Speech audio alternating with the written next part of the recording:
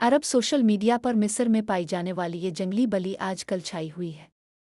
सारिफीन इसकी तारीफों के पिल बांध रहे हैं। वाकई बहादुरी एक ऐसी सिफत है कि इस दौर फुसों में भी लोग इसे पसंद करते हैं। अरबी में इसे उलुशक और अंग्रेजी में लिंक्सिस कहते हैं। इस मिस्री शेर ने सहराए नक़ में मिस्र और दुजली रियासत के सरहदी इलाके में गश्त करने वाले सह्यूनी खनाजीर पर हमला करके उन्हें ज़ख्मी किया था। दुजली फौजियों ने इसे गोली मार कर बड़ी मुश्किल से काबू किया और अभी वो ज़ेर इलाज है।